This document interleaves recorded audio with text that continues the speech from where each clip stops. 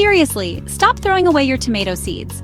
What if I told you the secret to a nearly endless supply of fresh, juicy tomatoes is probably sitting on your cutting board right now? So many people think you need a huge garden and a bunch of expensive, complicated gear to get a really massive harvest. They are completely wrong. You don't need a sprawling backyard. You don't need to spend a fortune. All you need are a couple of cheap storage bins and the seeds from a single tomato. This simple DIY method is something anyone can pull off, and it works like a charm. Forget buying new seedlings every single year. Today, I'm going to show you, step by step, how to turn those leftover seeds into more tomatoes than you know what to do with. We're going to build a system that practically waters itself and creates the perfect 5-star resort for your plants to thrive. Let's get our hands dirty. The heart of this whole method is the container, but we're not using fancy, overpriced self-watering pots. We're making our own, and it's brilliantly simple. You'll need 2 basic storage bins of the same size.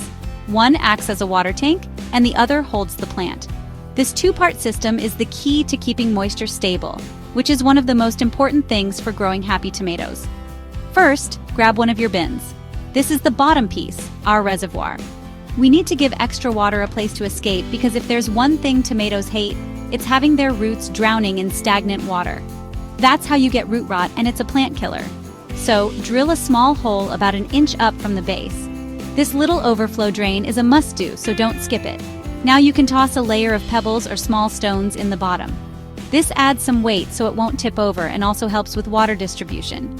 Next up is the wicking system. This is what pulls water up from the reservoir into the soil, keeping it perfectly moist, but never soggy. You've got a few options here. Some people use old cotton strips from a towel and feed them through holes in the top bin. But another fantastic, super simple method is using old plastic bottles. Just take 1 or 2 empty bottles, chop them in half, and place the top parts upside down in the reservoir bin with the caps off.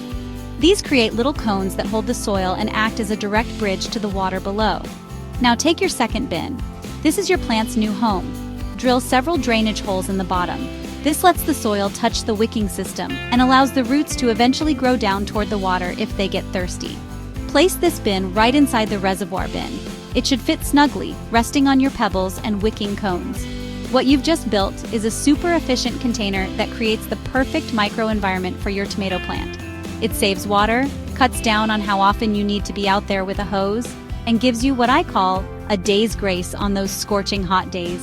This simple setup cuts way down on plant stress and sets the stage for some seriously explosive growth. Now that the container is ready, let's talk about what we're filling it with. And no, you absolutely cannot just scoop up dirt from your yard. Garden soil is way too heavy and dense for a container. It'll compact into a brick, choke the roots, and block water and air from getting where they need to go. For a container, we need something light, fluffy, and packed with nutrients. The perfect mix does 3 things.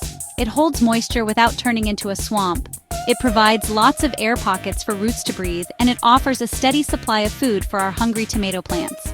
A fantastic no-fuss mix that I love uses just 2 main ingredients, a base like cocoa coir or rice husks, and vermicompost. Cocoa coir and rice husks are incredible for container mixes. They're lightweight, create great drainage, and prevent the soil from compacting over the long growing season. Peat moss is another classic choice that works well, though many gardeners are moving toward cocoa coir as a more renewable option. The second key ingredient is vermicompost. That's just a fancy name for worm castings. This stuff is the powerhouse of our soil mix. Vermicompost is loaded with good microbes and a ton of nutrients that are easy for the plant to use right away. Unlike chemical fertilizers, it's gentle and won't burn the roots of your young seedlings. A great starting ratio is about 60% of your base material, the cocoa coir or rice husks, and 40% vermicompost. This combo creates a perfectly balanced living ecosystem in a bin, ready to nurture your seeds from the second they sprout. This is where the magic really starts. We're going to grow a plant from the seeds of a tomato you bought at the store. Yes, you can totally do that. Now you'll hear people debate about hybrid versus heirloom seeds.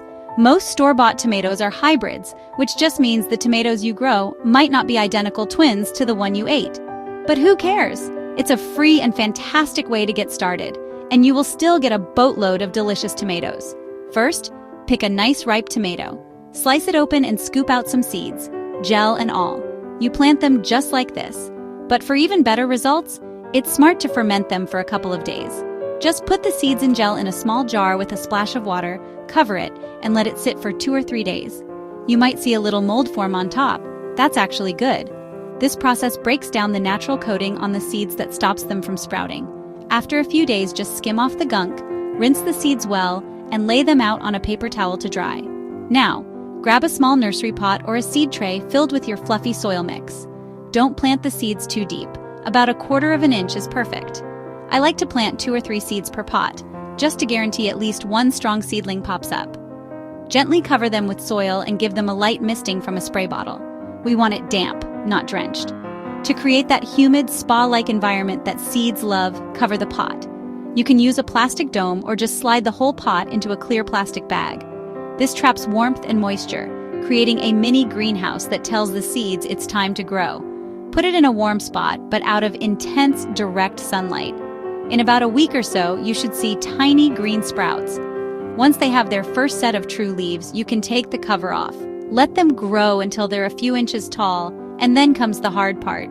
You have to choose the strongest looking seedling and snip the others at the soil line. It feels mean, but this ensures your champion has all the resources to grow big and strong. Your seedling has a few sets of leaves and is looking confident. It's moving day. Time to get it into its permanent home.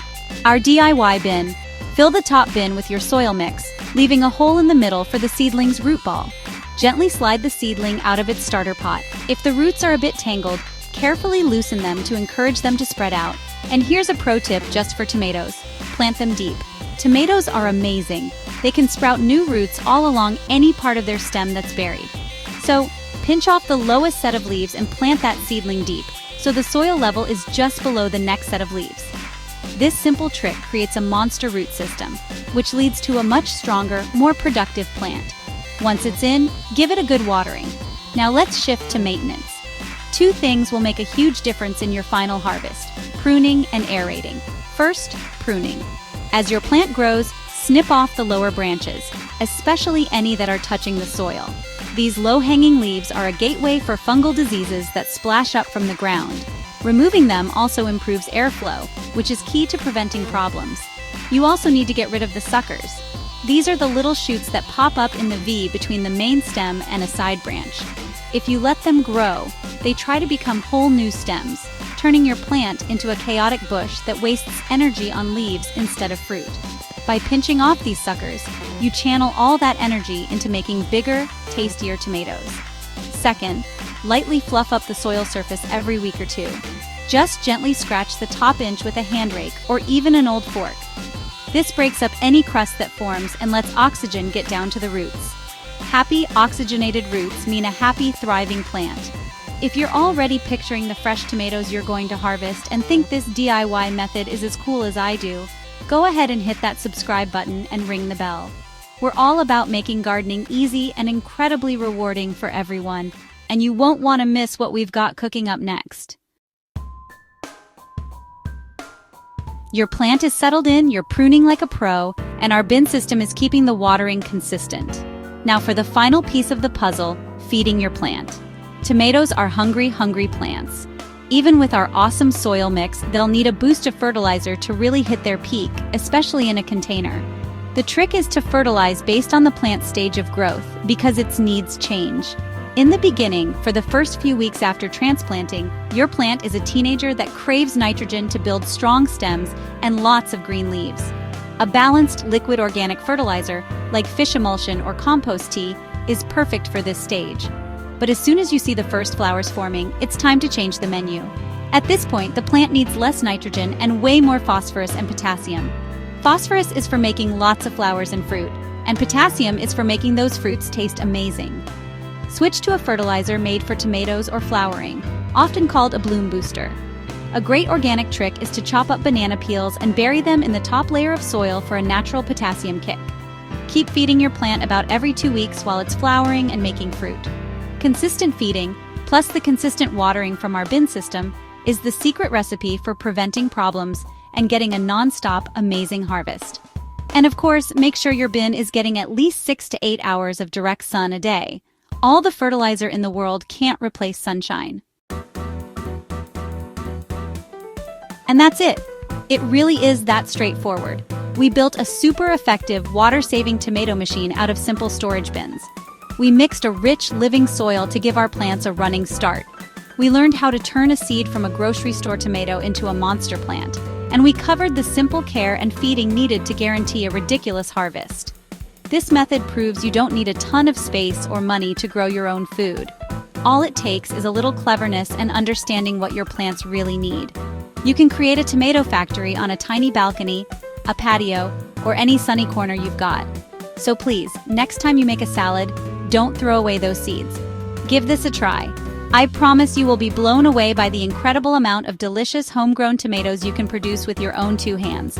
Happy growing and hit that subscribe button before you go.